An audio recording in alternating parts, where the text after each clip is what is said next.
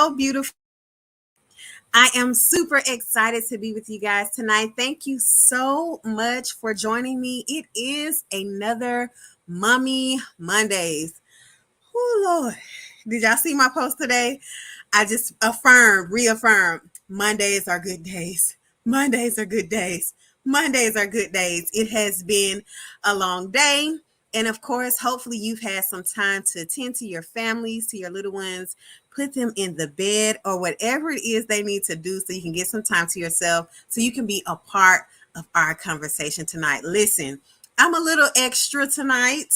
I'm wearing my abs extras, okay? My beautiful, luxurious scrunchie, a bunchy, from my beautiful friend Abby. She has an amazing, luxurious scrunchie line. And if you would like to check those out, feel free to shoot me a DM, as well as the wonderful CR Designs that always keeps me hooked up with my shirts to make sure that my logo and everything else stays popping. Okay. So I'm excited to have an amazing conversation tonight with a beautiful friend of mine. You will be so surprised by the connections that you create when you open yourself up to whatever it is that God wants to do.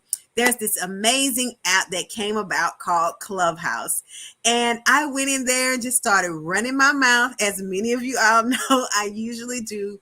And I created such a beautiful circle of friends. One of those friends is one of the women who will be with me tonight. And let me tell you something, such a beautiful spirit, beautiful heart, intelligent mind, caring, loving, just supports me in everything that I'm doing.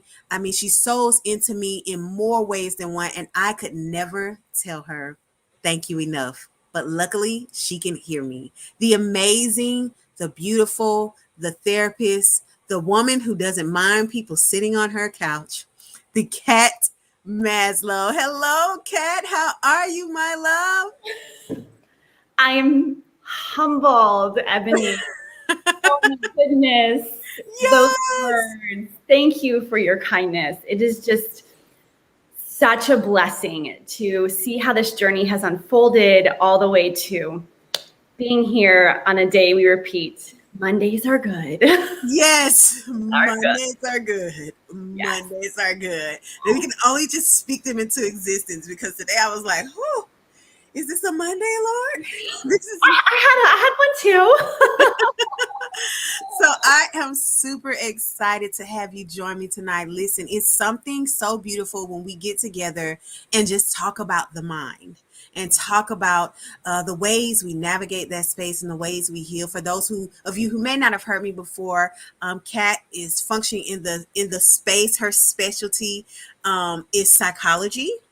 Am I correct in making that statement? Yes, and she is a therapist. That's why I said she doesn't mind people sitting on her couch.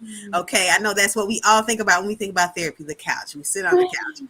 Really, it's more like a chair, maybe soft. It's whatever you need it to be. A chair, a couch, the floor. For many of us now, it's a screen, because a lot of people have been offering virtual services during the pandemic. So, Kat, tell people who you are. I mean, I know they know your name, but tell them who you are, what it is that you do, and why it is that you do it.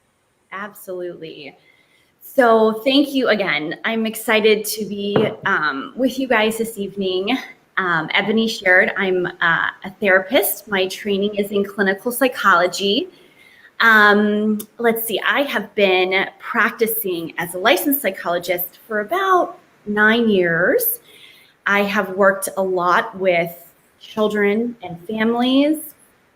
I've worked in the trauma space quite a bit.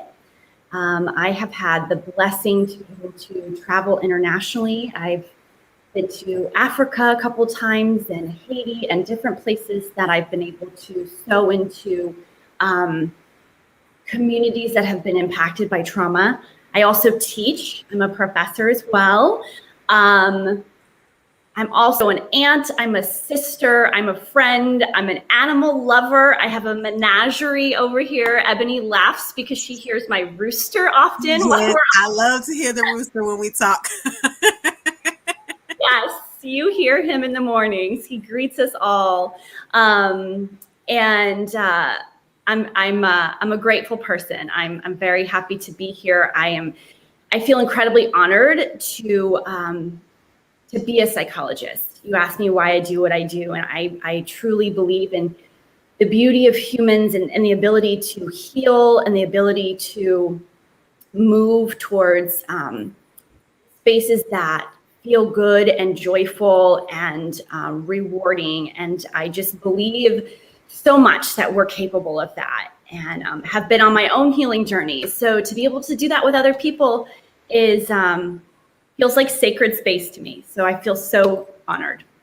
Yes, yes. And so I think that one of the things that's the most powerful is when we truly appreciate our work, when we truly have such a passion for, in your case, for people and their journey through healing or becoming better or becoming one with themselves and or whatever it is that they need to move forward from. And a part of the conversation that I wanted to have tonight, especially with you being in therapy, is the effect that it's really had on many of us as we navigate through this pandemic.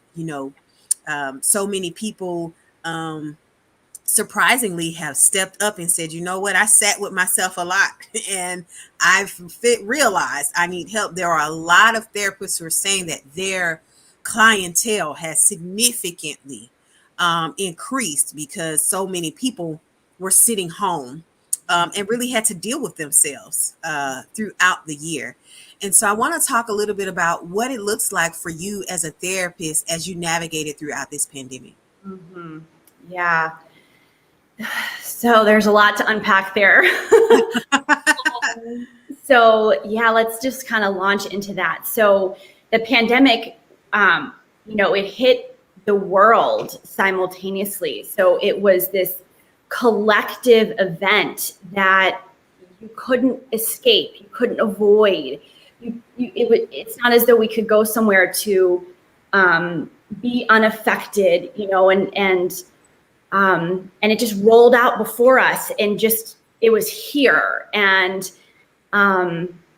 caused so many shifts for all of us. Whether it was now you're working from home, or now your children are home with you, and then over time, more and more families were impacted, and so whether you either at this point, most people know someone who's at least navigated COVID, but many people have lost either a family member or a loved one, or know someone who has. So it's kind of like this collective communal experience that we really haven't had in our lifetimes before.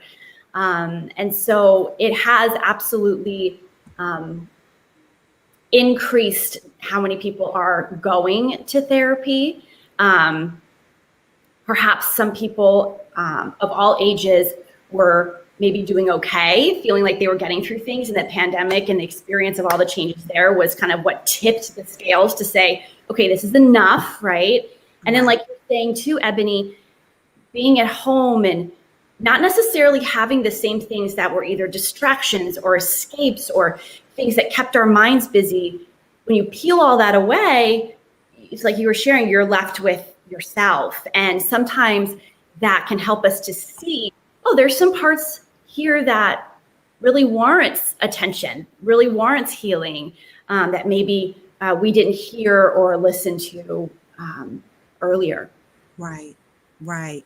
And I think that that's such a you hit it right on the nose when you say that there's certain things that we just didn't adhere to. Maybe we didn't open ourselves up to receive or feel in that moment, and now they are, I'll use the phrase, larger than life to us in these moments. And I know that we have a lot of parents who tune in, and I know that there are a lot of parents who experience such a significant shift, like you said, with the children now being in the home with and caring for them the best way that they know how. What have you seen?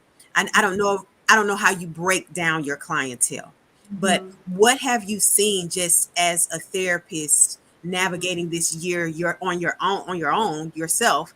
What have you seen as far as parenting and parents are concerned, the way that they are having to navigate through the pandemic concerning their children?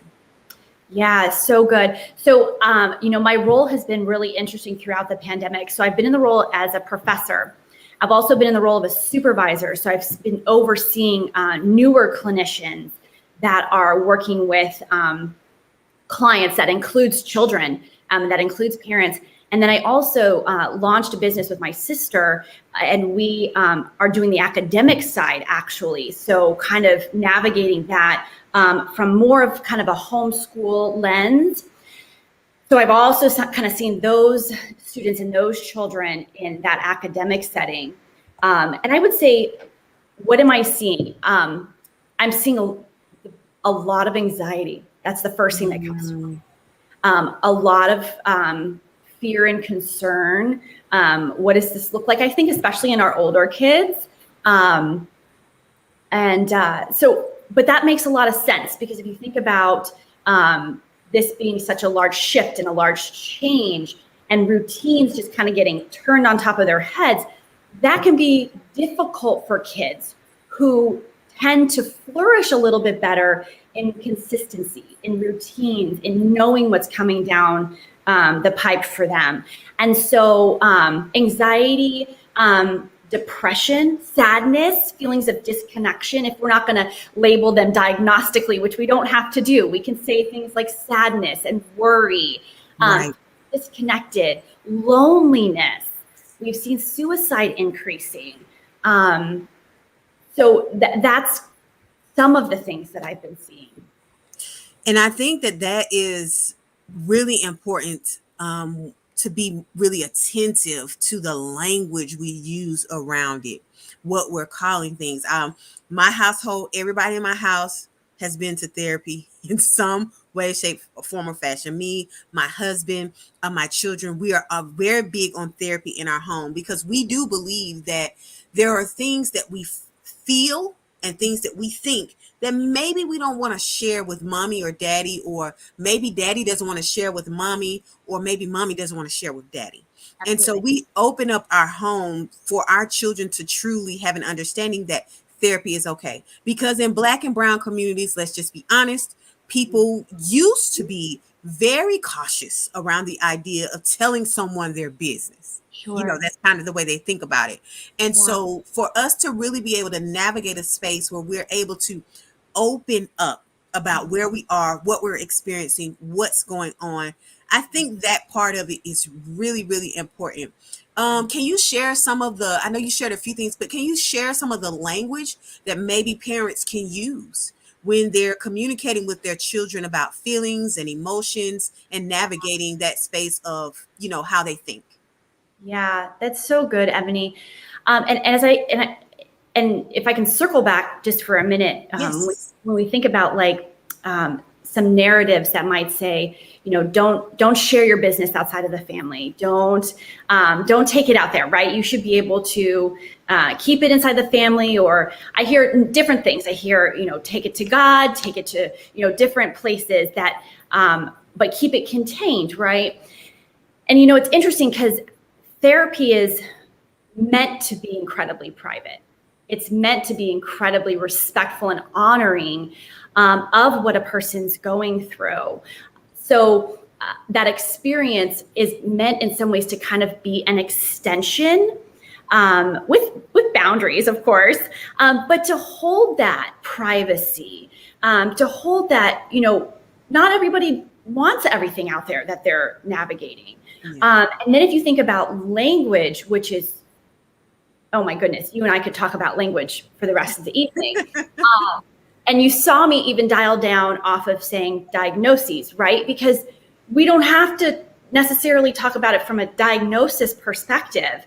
Why? Because we can talk about feelings and emotions in the beautiful spectrum that they are given to us in, right? So ideally, and in our development, we experience a whole spectrum, everything from love, joy, guilt, shame, sorrow, happiness, elation, excited. We could go on and on and on, right? I have this emotion wheel that has all these different ways, right? Yes. But if you maybe were at all like me growing up, learning those words hearing those types of conversations wasn't always or really that much part of my experience. So then I grow up and I wasn't exposed to that type of language. And now how do I then give that to a child? How do I then engage in that kind of language if I didn't have the language myself? And so I'm going to show you something here that I use as kind of a vehicle into talking to kids about their emotions. But I want to say that I think it helps adults sometimes as much as it does kids. All the tools for kids help adults, especially in the area of therapy. Carrie, keep going. That's right. And how beautiful is that? I think it's just speaks to like just how holistic the experience can be. So I have one of the things I absolutely love are children's books, because a lot of times children's books can give you the language that you might be either feeling like you don't know how to talk about something, or maybe it doesn't feel comfortable to talk about something, or maybe you have inquisitive children who ask difficult questions and you're not sure, how do I answer this in a child appropriate way? What's too much information? What's not enough information? So this book right here is called Visiting Feelings. I don't know if you can see that here. Can see it. I can see it. Okay, good. Mm-hmm. And I love this this book, and it's just one of many that I keep on my shelf. And I'll just read you this page. It says, if you listen to what your body can say, you'll find that your feelings are really okay. With a bit of attention, a little more care, they might even tell you just why they're there. Some feelings are tough and some are more fun. Now, are you ready for the next one? Oh, and that's good. That's good. So just hold it up one more time in case somebody wants to screenshot it. Visiting feelings. Visiting feelings. So good, Kat. So I have so many of them sitting right here by me, and maybe later I'll go through a couple more of them. But that is one of the ways that I find can really be a really simple and comprehensive, like both at the same time, like simple and comprehensive way to talk about feelings. Another thing is acknowledging when you see your child either excited about something, joyful, or maybe they're crying, or maybe they're withdrawing, or maybe they're frustrated and you see them being kind of aggressive with toys or something that they've got in their hands, of noticing those opportunities to see if you can dial into talking to them about emotions. And if you're nervous about it, just start. And you said something that's really good, because one of the things that they started implementing in the school system is something called SEL, which is social and emotional learning. And, it's, when my children were in school, because I homeschool now, but when my children were in school, some of the activities that my son brought home, I was like, oh, wow, this is really good. It was talking about feelings and emotions. But now that I'm homeschooling and navigating the social and emotional learning space, there's this class that I signed my children up for, where they have all these different songs about how they feel and emotions. So it's like the book you had, but with music to it, and so I love it, because now I hear my son like walking around singing these songs like, my feelings are okay, they are valid, they are me. Like he's walking around singing things that maybe he doesn't understand right now, but he's speaking them out loud and verbalizing them and letting them ring within his spirit, because we're a very spiritual family. And so I believe that him just singing a song that maybe he's not even sure of what he's saying is just so beneficial, and YouTube University is full of social and emotional videos, that parents can share for their kids. And guess what? Like Kat said, we as parents can learn so much from all the stuff for kids, because when my daughter, one of the things that my therapist shared with my daughter was about baking cookies. She was like, and one thing is, when you bake cookies, they're hot. And if you want to eat it right away, you have to blow it off and you have to cool it down. She said, so when something is too hot and you need to blow it off and you need to cool it down, you have to blow on the cookie. So when my daughter gets frustrated or upset, I say, hey, Don't Yeah. forget about the cookies. And she's like, I don't want to do that. I said, well, wait, wait, wait. But if the cookie is hot, if you're steaming, if you're frustrated, if you're upset, then you need to blow on the cookies. And that just reminds her to take her breaths. And you know, of all people, how big I am on breathing and Yes. how big I am on taking breaths. And so I absolutely agree with you, Kat, that, what is for the kids is also for the parents. And we can learn just so much in the process. Anything else you want to share about the kiddos? You just jogged my memory too, like the creative ways we can teach them to self-regulate is so beautiful. So I knew a therapist, and she would use a candle. And so she would teach the child to blow on the candle when it was lit, but not enough to blow it out.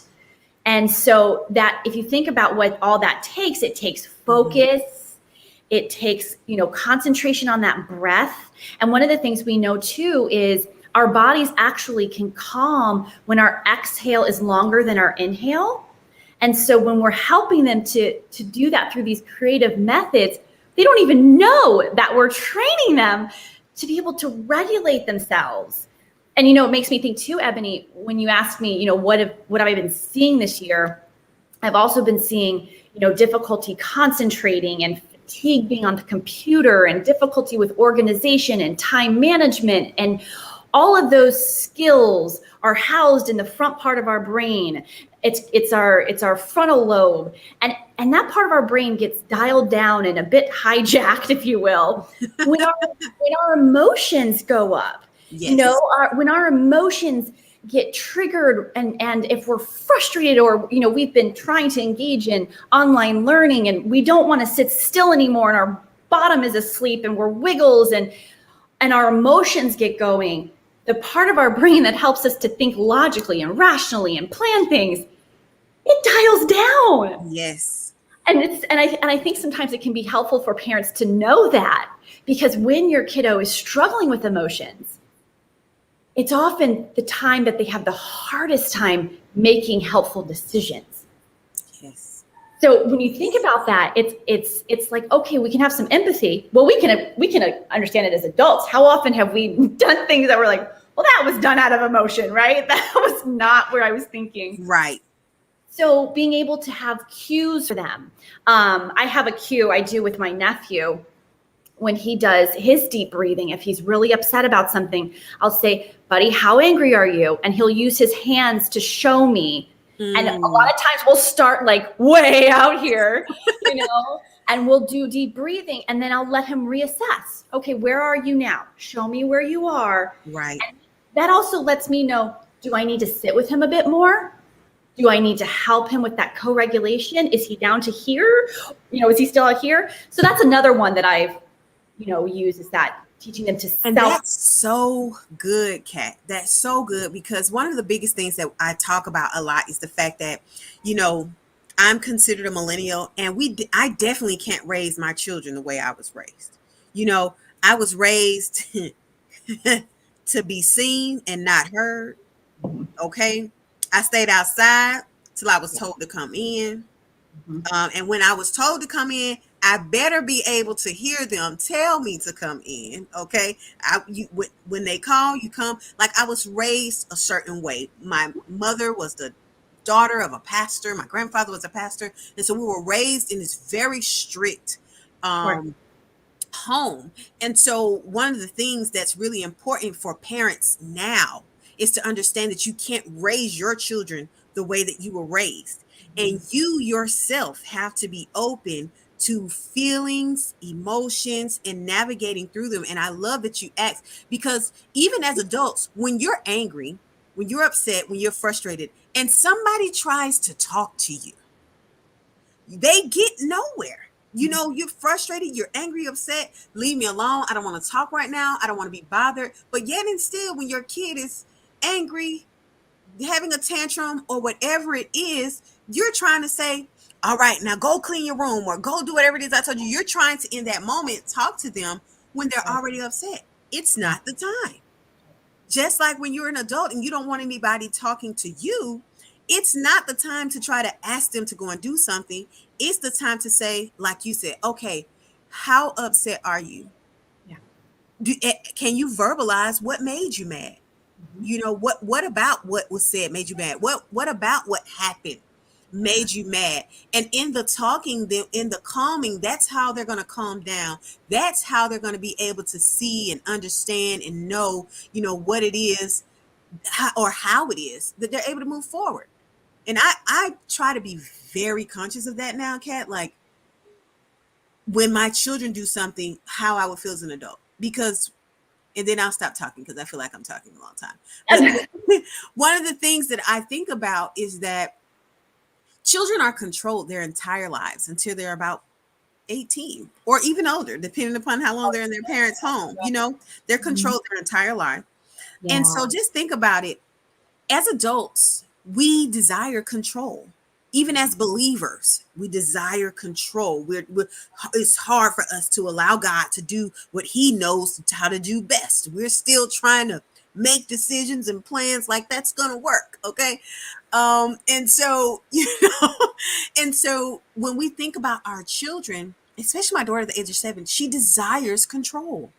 Yeah. We have to remember to give them opportunities to Mhm. make decisions and be open and share their emotions and share how they feel and talk about things that we didn't get to do as kids. And what I want to say so that we can transition is that requires a lot of work on our end as parents, It that does. we have to be willing to do the work, that we have to be willing to do our own personal work, our internal work. And so the reason I bring that up is because many adults struggle with relationships, the Mhm. dynamics of relationships, whether it is marriage, whether it is friendship. There's this strain around the concept of relationships, Mhm. friendships, and establishing them. Kat, can you share a little bit about just relationship dynamics when it comes to therapy or healing, people healing in their own right and trying to navigate those relationship spaces? Mm. Yeah, absolutely. So there's a lot of dynamics and a lot of components that go into relationships.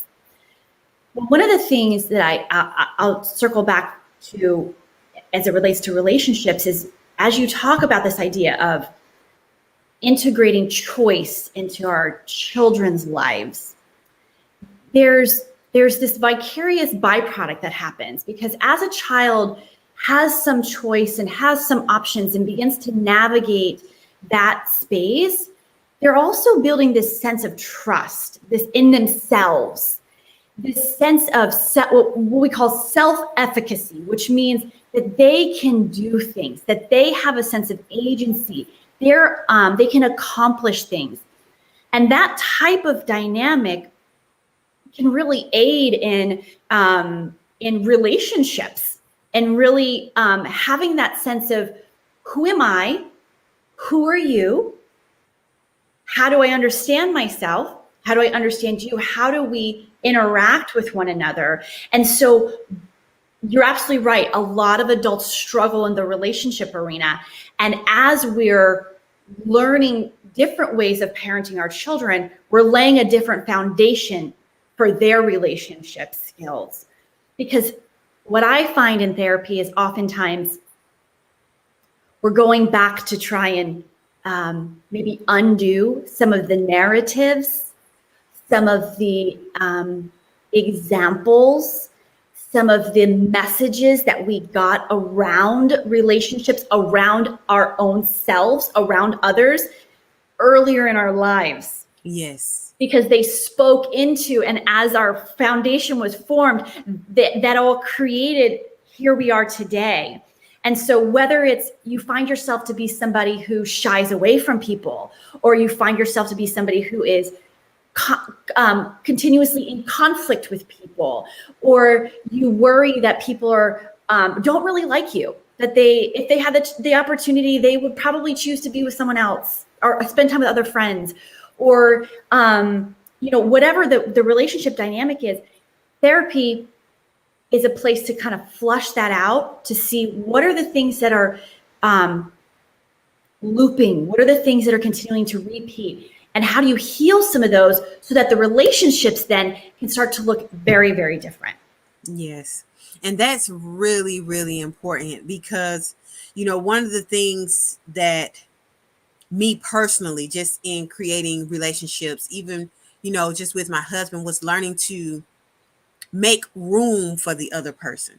Yes. And so, I know you probably understand what I'm saying, but what I mean by that is allowing them to be themselves and room for me to be myself. And I think that that was the biggest dynamic for me, just as a leader in the military, and just this strong individual, the whole independent woman concept, and everything, stepping into a marriage, learning how to make room for my husband, for him to be able to be who he is, do what he knows how to do best, and allowing him to do so. So not just making room for him, I make the room, but I also have to allow him to be himself. And that was such a big deal for me because, I was raised a certain way to be able to do everything myself. Like my dad was a mechanic, so I knew how to change my oil. I knew how to change my tire. In college, people be like, "Ebony, I got a flat tire," So, I knew how to do just about everything a man knew how to do, or that I would quote unquote need him for. But at that time in my life, I didn't understand the emotional and mental connection that you create with people because I was just kind of floating within myself. I wasn't making room for people. And so when I got myself to that point where I was able to create that dynamic, it was very freeing, and really eye-opening too, to truly see people. To truly see people for who they are, what it is that they desire. I mean, my friendships got better. Like just the people that I was, I have a very small circle of friends, and just even with them, just making room for them, actively listening to them. Oh, that's what's going on. That's why you did that 5 years ago. Now that makes sense. Just truly making space for them. Yeah. And that's just my own personal thing. I'm nobody else. I'm not trying to tell your story. I'm just talking about me. But just my own personal thing was making room for people. And that was just, for me, that was just big because I felt it opened me up to be able to understanding people more, if that makes sense what I'm saying. I love that, Ebony. And I so appreciate you sharing that, because what I see in that is it just shows that we can be operating a certain way, right? And it might have worked for you at a point in your life, right? It might have been really effective when you didn't have a significant other and you needed to change your oil, okay? So you had it, right? So that's what happens a lot of times is things work for us in periods of our life. That's oftentimes why they develop, honestly, is because at some point they were serving us. Right. Come to a point where they're no longer serving us. They're no longer working in a way that's congruent with how we want to live our lives. And so I'm hearing you talk about just how freeing it and how beautiful it was in your relationships when you realized it wasn't just making space for your husband. It was also really being able to hear your friends more and hear their hearts and to be able to come into that space together because and I can relate. I have a lot of independence in myself too. And so I can really relate with that idea of how do you really make space for others? For me, it was this idea of really making space that I do things the way I do things, and other people do things the way they do things. And all of that can coexist. I don't need something I don't need a partner, and I don't need friends that do things exactly how I do them or think exactly how I think or, any of that. But seeing the beauty and the diversity that can exist between how I think, how they think, where do we meet in the middle? How do I want to do something? How do they want to do something? And making that space. Because I know you brought up control, right? The need to control, right? And we can see that, especially for us psychologists that work with kids, we can see those kiddos that grab onto control. And, kids don't like things to be unpredictable. That feels shaky and scary. And I don't know what my world is going to bring, right? And so we do that creates this a space for them to grow up just wanting to control things. Yes. They can breathe a little bit if they have that. Oftentimes we know it's an illusion of control, but nonetheless, it lets you breathe a little bit when you have the illusion. Yes. So yeah, those were just some of my thoughts with that. Yes. And no, but that's really good, because especially when you say, that enjoying the beauty of other people, that even if they are different, feel different, or think different from where you are, but being open to accept people where they are, with whatever it is they have, and still being able to connect in the same space. And I know that that's been a really big thing here lately. I know a lot of people have asked me, and people ask crazy things. A lot of people have asked me, Ebony, how is it that you have friends who don't look like you? Mm-hmm. Because I'm a Black woman, and they know that I have friends that are white, that are Latino, that are Asian. And so they're asking me, like, how are you maintaining these relationships with people in other cultures? And you're so different, like you have so many differences.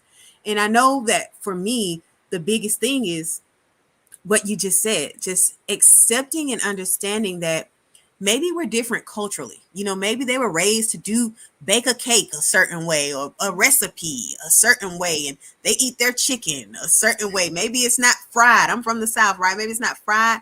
I have a friend who's Indian, and the way they make their food is so good. I love it.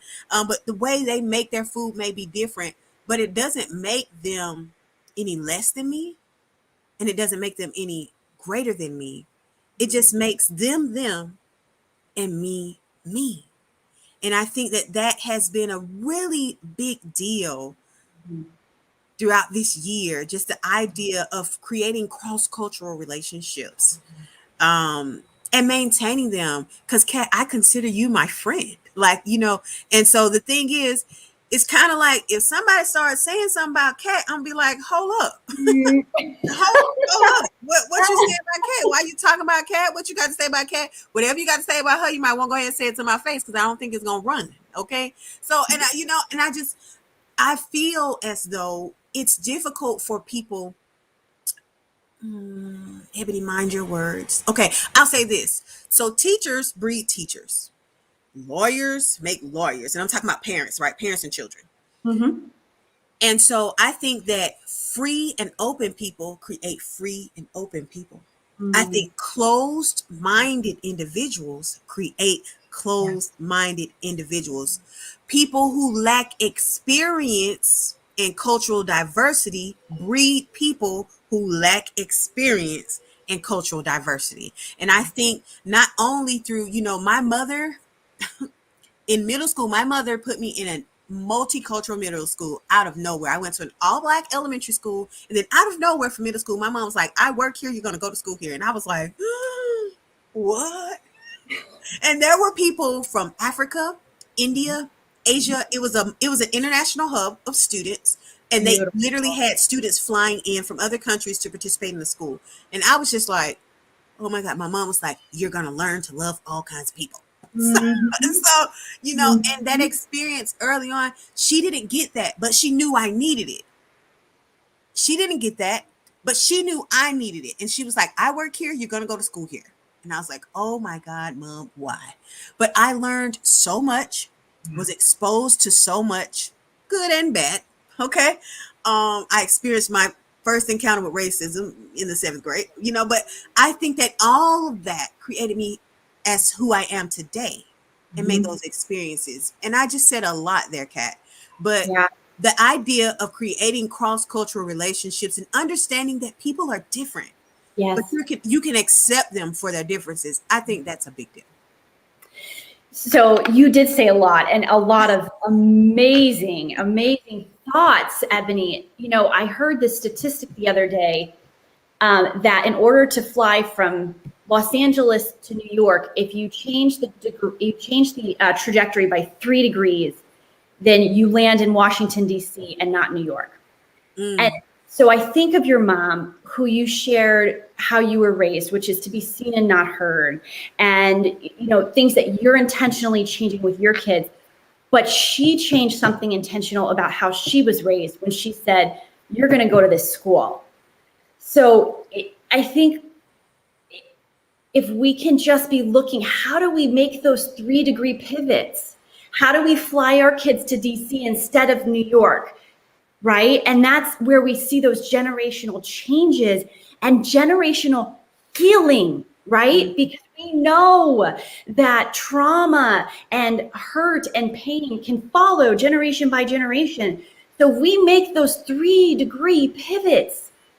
We land our kids in just totally different lands. And, and I think about, I really love stained glass. I love going in like a church or a cathedral that has beautiful stained glass and the sun comes through and it just illuminates so beautifully. And sometimes it even like goes onto the floor and creates this beautiful cascade of colors. But when you look at a stained glass, it's comprised of different shapes, different sizes, different colors, and they're all put together in a beautiful, stunning way. And that is something that I see in people is just so much beauty, so much. But, I'll tell you, Ebony, because you're sharing your childhood. I grew up most of my childhood in Los Angeles. And when I was 13, I moved to Montgomery, Alabama. So funny. Everybody has that same response. I graduated from Alabama State. Yes, so I know you did. Yes, I'm very familiar with Montgomery. I did not know you moved to Montgomery. I'm learning too. Let me pay attention. Go ahead. Yeah. So did you read the book Just Mercy? Yes. Okay. So when he opened that law firm in Montgomery, that was the year I started I started 8th grade there. Okay. And I just moved from California, and I remember getting there and just going, well, gosh, this is really different. This isn't what I'm used to. And I remember wanting to talk about it. And I remember wanting to say, I don't understand. And I was a kid, I was 13. I don't understand the separation. I'm seeing it. Why is there such separation? Why is there no integration? What's going on here? And I remember I was frequently hushed. We don't talk about those things, but I had this foundation before that gave me a sense of this is different. This doesn't feel like what I'm used to with people. And so that's where, kind of my background came from of at a young age going, something is different with this terrain. And I like something's not right here. Yeah. And so I just think of like, I love the terrain of stained glass and how do we meet at a place where we can see our beauty? And I know you mentioned closed-minded. When you say that word, there's something that comes to my mind, which is fear. Because I find that oftentimes when someone is experiencing what we might label as closed-minded, right? It seems to be fueled by fear. And I don't know about you, but fear doesn't lead me in a direction that I want to go in life. That's when I'm in a fear place. You've seen me in fear place a couple times when I've come into Clubhouse. I'm like, Ebony, I need to be here today. And how do I pull out of a fear place? And my alignment is joy and love. And how am I being with people in fear, or am I being with people in joy and love? And I try to walk that joy and love. I sometimes get sucked into fear. And then I try to find my barometers to get me back those 3 degrees. Yeah. And it's definitely not easy. But it's something beautiful about being raised in a way where you can see when something's not right, or when you've been exposed to one thing and you see something else and you say, maybe we should question that, or maybe there's something that's going on here that's not okay. Kat, this conversation has been lovely. We could probably keep talking for forever, but we've been here 45 minutes and you probably don't even realize it. I don't even know. I know it's been 45 minutes. And so what I would like for you to do is 2 or 3 things that you just don't want people to forget. If there had to be 2 or 3 things that you could just share with people over and over again, as a therapist, as a friend, Sure. However you would share, what's 2 or 3 things that you would share from the psychology standpoint, from the therapist standpoint, from the friend standpoint, that you Yeah. don't want people to miss or you don't want people to forget? Sure, absolutely. So I would say, I know we opened with talking about our youngsters and our kids, and we know that they've like all of us, but they've walked a hard journey the last what are we, 16 Over a months? year. Months? I don't even know at this point. It's over a year. Yeah, and they are resilient, and they have a lot of our kids have amazing resources, but they need us. They need us. And one of the things that I like to say when I'm working with kids or I'm working with teachers or parents is try to see beyond the behavior. Behavior is often a way that our children communicate to us the things that they don't have the words to communicate. And if we can be with those behaviors with the heart of understanding them, we can pick up on some beautiful messages that our kids are trying to communicate to us. And those might be messages of love that are getting misconstrued in annoying behavior, right? Because they're trying to connect to us and we're trying to shoo them away. But what is that behavior? Are they desiring that connection from us? Or is it speaking other things that they're going through? And so I want to encourage people to see behavior, but to see beyond the behavior. I made a couple notes here, but let me see the ones I want to share the most. I would say connection time as often as you can. Life gets so busy and there's so many demands and there's so much coming at us from so many different directions. 2020 and 2021 have been chocked full of things well beyond the pandemic. The pandemic is one of many, many things we are collectively going through. So your kids are going through it too. And they're seeing things, they're hearing things, so connecting with them. And what does connection look like? Getting on their level, looking them in the eye, letting them see you eye to eye, letting them see your smile, whether it's reading a book with them, coloring. Even the older kids like to color. Mandalas are such a great thing. Cooking together, but finding ways, and you can sprinkle it in. Don't feel the pressure of, it's got to be X amount of time, X amount of, sprinkle it in. Just let it be something on the forefront of your mind. It pays it forward to those kids for their lifetime when they have adults that love into their lives. So that's what I would share. And I have a couple more books if you want me to share them. Oh, yes. Please share the book. Okay. All right. So one of the things I love to do with kids is to help them be a little bit still. So in doing that, we learn some meditations. So I have this really cute one. It's called Moody Cow Meditates. And Moody Cow Meditates. Okay. Moody Cow. And this is really fun because it actually has a little activity in the back where you can make a jar that has sprinkles in it, glitter in it. And they can watch that glitter fall as they learn how to breathe and calm their bodies. What else do I have here?